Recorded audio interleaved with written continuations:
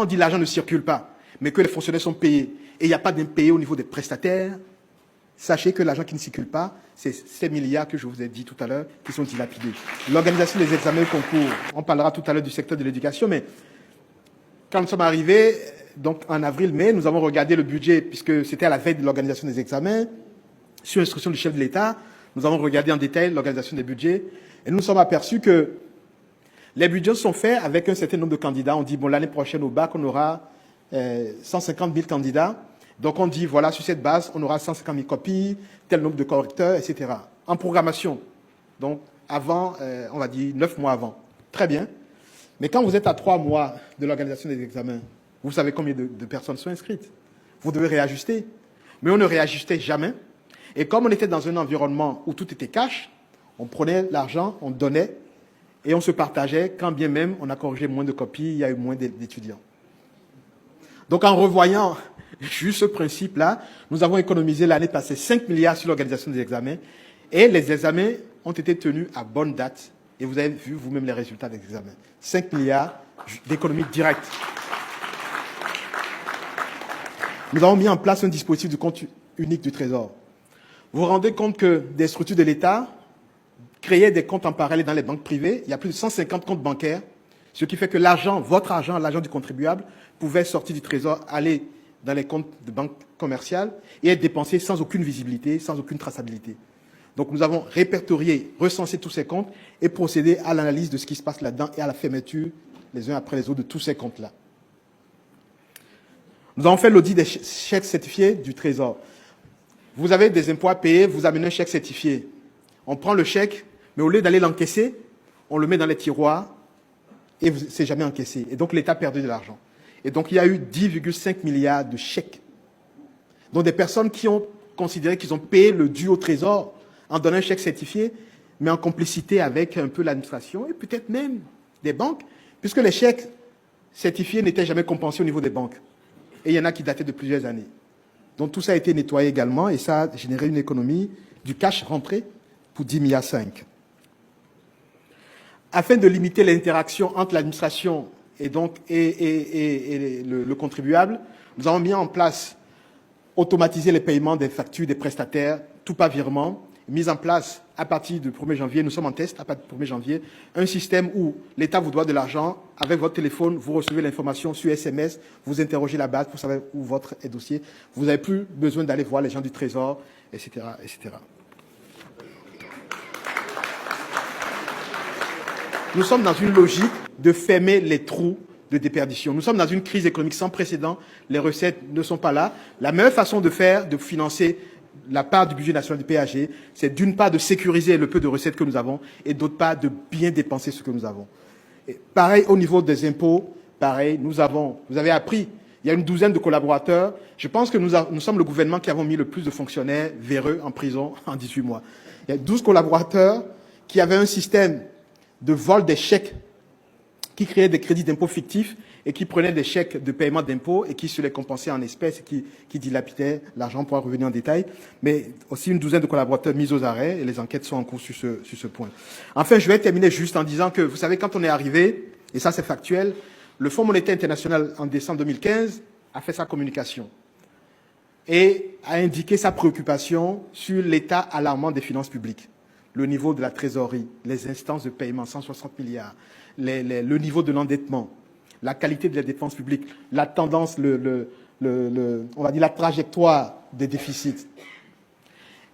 En 18 mois, ils sont revenus, et vous avez vu le communiqué, nous avons fait un programme où nous avons pris des engagements, et ils sont venus, ils ont dit, nous sommes dans les bonnes règles. Nous avons fixé des limites de déficit, nous les avons tenues, nous avons fait mieux que ce qui est prévu, et nous avons fait un certain nombre de choses qui sont terribles. Vous savez, en avril 2016, l'État avait perdu toute crédibilité face aux partenaires techniques, mais aussi crédibilité en interne. Personne ne voulait vendre à l'État puisque même les chèques de Trésor n'étaient pas payés. Et ça, c'est réglé. Maintenant, c'est les chèques normalisés. Donc ça limite. Quand vous savez que vous allez payer. Nous avons mis en place un dispositif où on dépense quand on a la trésorerie. Et nous avons fait en sorte qu'aujourd'hui, à l'heure où je vous parle, il n'y a pas d'impayés. Le Fonds monétaire international considère impayé quand vous avez une instance qui arrive au Trésor, au bout de 90 jours, quand ce n'est pas payé, c'est déclaré impayé. Et dans leur rapport, ils ont dit nous avons 0 impayé. Avant notre arrivée, quasiment tout était payé à vue. Le cash circulait. Même le chef de l'État, par le passé, quand il partait, il y avait un monsieur qui le suivait avec une mallette d'argent. Tout ça, c'est avant.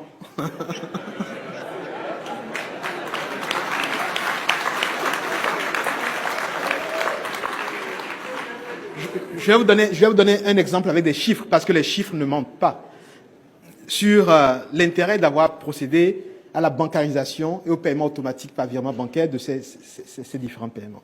S'agissant des boursiers, parce qu'il y en a peut-être dans la salle, en 2016, il était déclaré 29 000 boursiers et il était décaissé 17 milliards pour les bourses. Nous avons insisté pour avoir le fichier des boursiers et d'analyser les fichiers, de l'automatiser compliqué. Nous avons dit, à partir du 1er janvier 2017, fine, si on n'a pas la liste avec les RIB, nous allons payer le 20 du mois, tous les boursiers recevront leur bourse automatiquement, mais il faut les dossiers et il faut les RIB. Comme par enchantement, nous avons 23 000 et non plus 26 000 boursiers. Donc 3 000 faux boursiers, partis. Partis. Alors, nous avons fait deux choses. Grâce à ça, qu'est-ce que nous avons fait? Ça aussi, c'est une poche d'économie, puisque avant, ce qui se passait, les 17 milliards, concrètement, c'était au trésor, on les prenait, on les mettait dans une caisse, et on émargeait, on mettait M. Fanou Girard, il a pris 20 000 francs, Romuald Wadaï, 20 000 francs, il n'existe pas, il est étudiant, il n'est pas étudiant, on ne sait pas. Avec le dispositif mis en place, déjà, c'est dégonflé de 3 000 boursiers. Et grâce à cette économie, ce que nous avons fait, le chef de l'État a demandé qu'on fasse deux choses. La première, c'est d'augmenter le nombre de boursiers. Nous avons historiquement 1000, 1100 maximum de boursiers par an, et cette année, il y a 1350 boursiers, soit plus 18% de boursiers. Et le chef de l'État a insisté pour que... Son principe est simple, hein. Soit vous ne faites pas ou vous faites bien, vous le connaissez. Soit vous ne faites pas ou vous faites bien. Donc, comme on veut faire et qu'on a augmenté le nombre de boursiers, nous allons revoir, et ça va être finalisé à notre retour, pour que le montant des dotations des secours soit augmenté. Pour que les aides servent vraiment à quelque chose. Les mesures qui visent le paiement par virement bancaire des primes, des salaires, des bourses et secours universitaires. Son principe est simple, hein. Soit vous ne faites pas ou vous faites bien, vous le connaissez. Soit vous ne faites pas ou vous faites bien. Je voudrais parler des paiements des frais de mission par carte bancaire.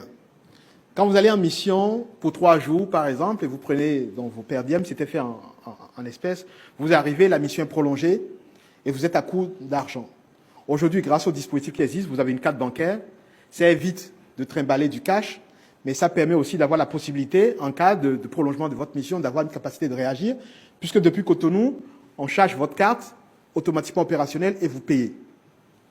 Donc, au-delà du côté pratique des facilités que ça apporte, je peux vous assurer que c'était également un nid à fraude, puisque en informatisant, en automatisant, on arrive à limiter les fraudes, puisque la même personne était en mission à Paris, Savalou et Ouida la même semaine. Maintenant, avec ça, c'est contrôlé, c'est limité.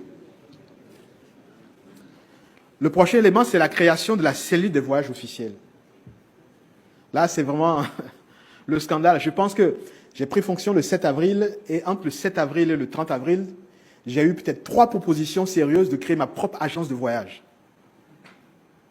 C'est-à-dire, on me dit, mais c'est pas possible, il faut tout de suite que tu crées une agence de voyage, tu ne sais pas, c'est pas possible.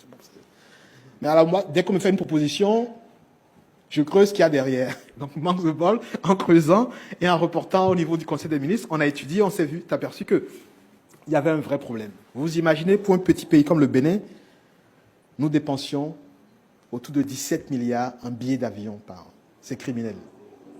17 milliards moins par an. Alors, nous avons mis en place la cellule des voyages officiels. Sur la période de janvier à juin, nous avons dépensé à peine 1 milliard. Les économies sont simples.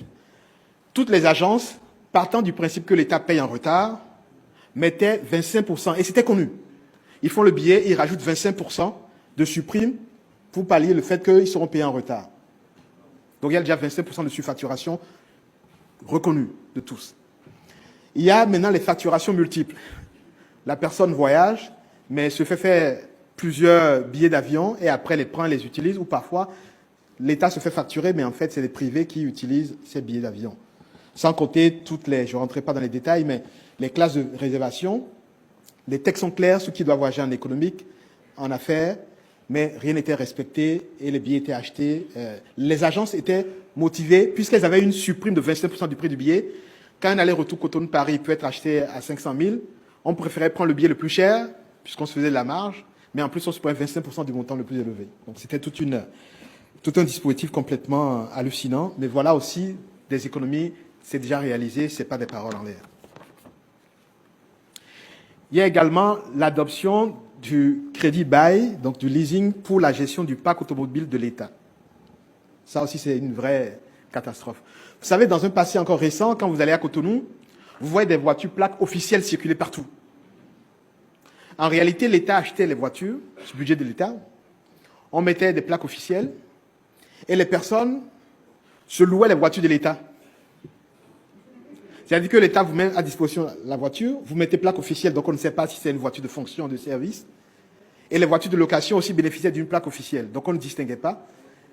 Et donc, la personne dit, OK, cette semaine, je vais en mission à Grand Popo, j'ai besoin de 10 voitures avec mes équipes, et on prend les voitures du parc de l'État qu'on se louait soi-même.